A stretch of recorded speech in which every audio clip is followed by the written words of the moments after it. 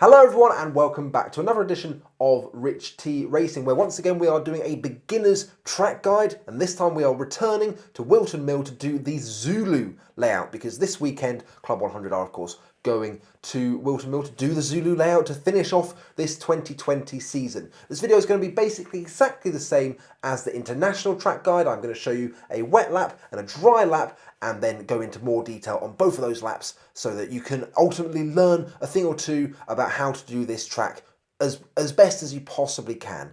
I'm no expert, I'm not the greatest racing driver in the world, but from me I hope that you can learn a thing or two about what to do and maybe what not to do as well. So with all that said and done, let's now have a look at a dry lap of Whilton Mill Zulu.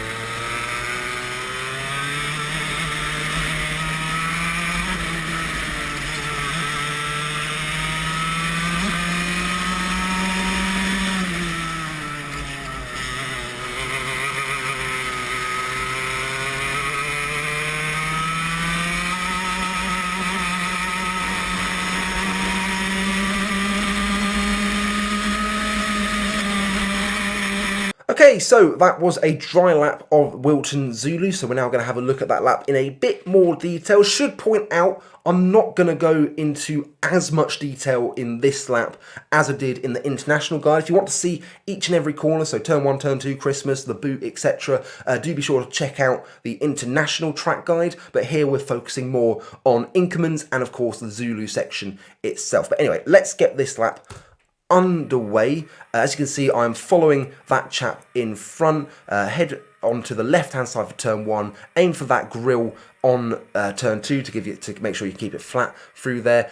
Just past this guy, heading down towards Christmas, using the Marshall post for your braking point, clip the apex and then flat through Boxing Day. And now this is where obviously the biggest difference comes in. Inkerman's now a slow hairpin as opposed to a fast right-hander.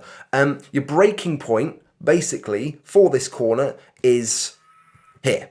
Just as you pass the Marshall post, you can get really good on the brakes here. The carts will stick. Not sure if the Rotaxes will behave exactly the same as the TKMs. Should point out we are in the TKMs at the moment. I think this was the twilight days for the TKMs. It might even have been announced at this point that we were switching to Rotax carts. Not entirely sure, but anyway, don't know how the Rotaxes will perform versus the TKMs, but in the TKMs at least you could brake really late for this corner. Basically, what you want to try and do is you want to try and get your arse out, basically. You want to sort of want to almost feel your rear stepping out before even the front turns in. The way you do that is brake and turn at the same time, and that will just give you a much better angle for the exit of Inkerman's. And that's going to be very important from an overtaking point of view, because for me, Inkerman's is the best overtaking opportunity on this track, on the Zulu track, I should say, because as I just play this through now, just basically hit the apex just at the curb. What's going to happen is if you send it down the inside of Inkerman's, you're then going to be here. And what you would normally expect then is the chap you're overtaking to come back around the outside and then get the place back, particularly if it's been a lunge. But for the Zulu layout, you can't really get round the outside at the next corner. If you're on the inside, you're golden, because as I just play it through here, the racing line for the first part of Zulu is on the inside, and there's just no space here. They will undoubtedly fight you round here, but by the time you reach the second part of the bend, where's that space gone? There is absolutely no space, so they will have to give that corner up, and then you've got the inside obviously into turn 3 of Zulu.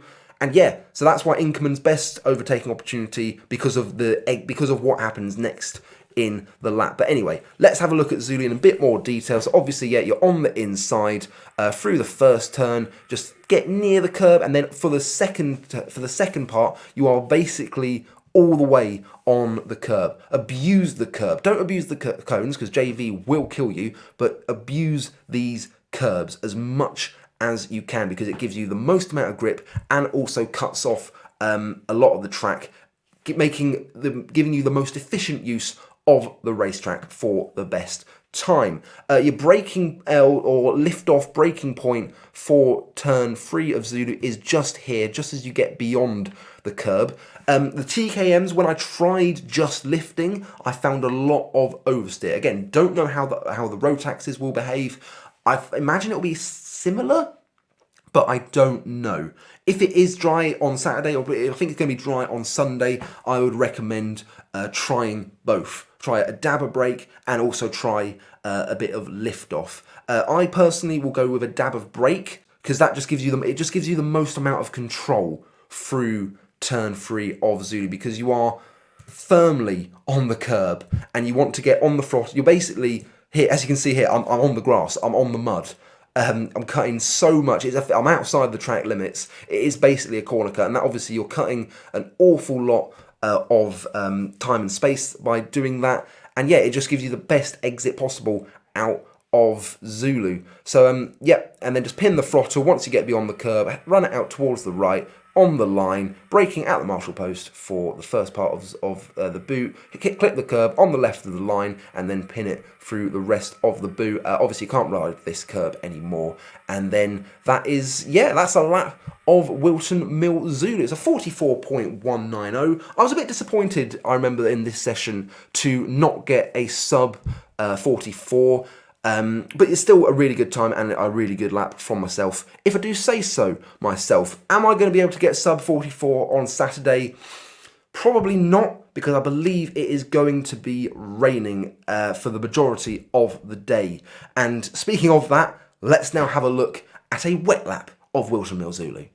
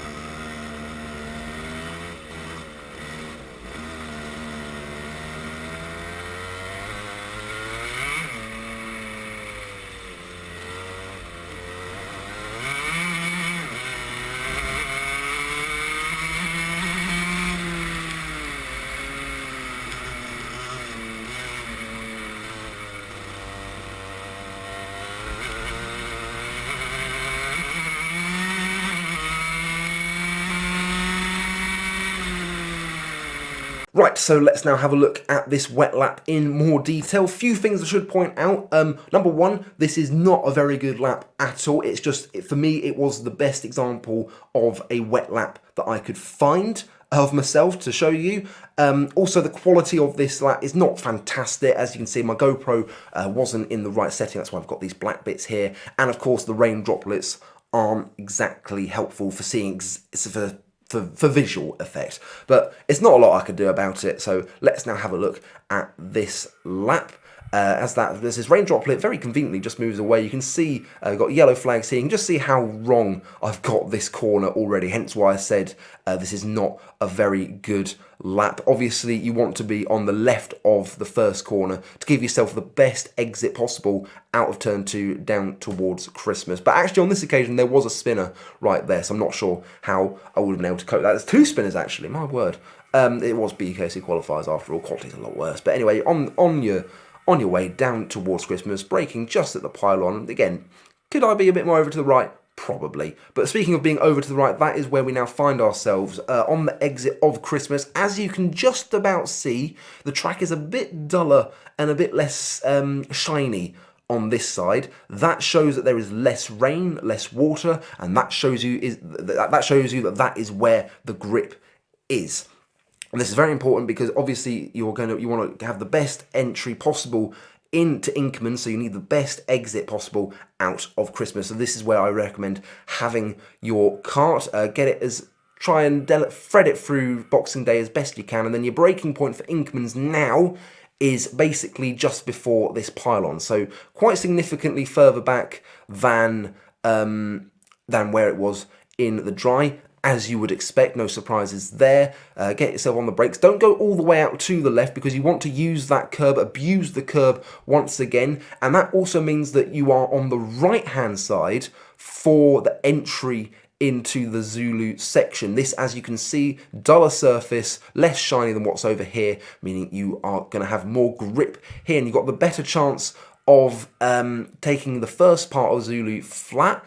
I'm not sure it's going to be that's fully possible, but I reckon someone better than me might be able to do that. I personally had a little bit of a lift through the first part of Zulu, keep it over to the left, and then once again, for the second part of the Zulu section, you want to abuse this curb as much as you possibly can, because that is where the grip is. It's going to pull your cart around and give you the best exit possible. Make sure you're off the throttle. So hang on, braking is basically here, or braking / lifting basically here, and you're not getting back on the throttle until you've got past the third part of the Zulu layout. So as you can see here, go through there, abusing the curbs and getting back on the throttle just as we get past the third and final part of Zulu. So yeah, once again, similar concept to the dry. Abuse those curbs, they have grip, they will pull your cart around and give you the most optimal lap time you possibly can. Obviously the wet is very difficult if you are a beginner this weekend. It's not going to be easy, I'm not going to lie,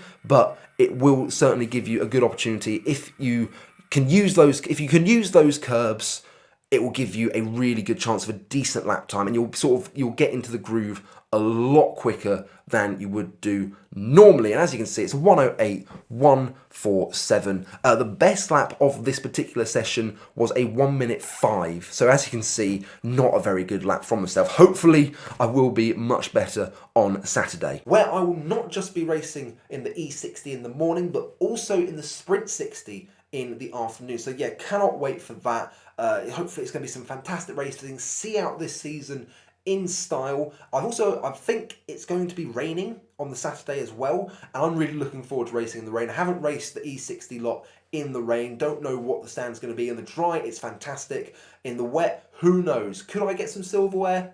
Don't know. Unlikely? Probably. But we should just have to see. Sprint 60 as well, yeah, can't wait for that. I'm racing as a super heavyweight. Again, chance of silverware?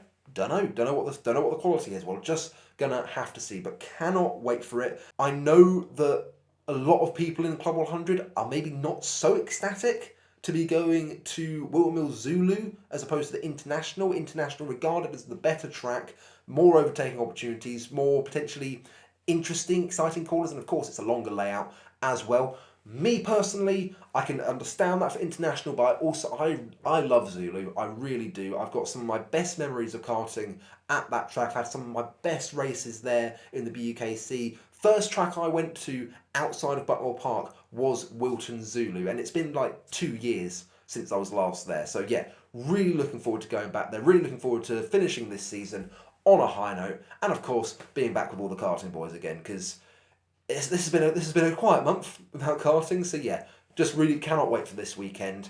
And yeah, that is the end of the video. Thank you so much for watching. I hope that if you are watching and you are new to Club 100, or you haven't been to Whilton Mill Zulu before, I hope you have learned some things from this. If you've enjoyed this content, please be sure to subscribe to the channel, hit that bell for notifications so that you know when all the content on this channel comes out. And of course, remember, don't be a cunt. Thank you so much for watching. Looking forward to seeing as many of you as possible on Saturday. And the final thing I should say for now is ta-ta and farewell.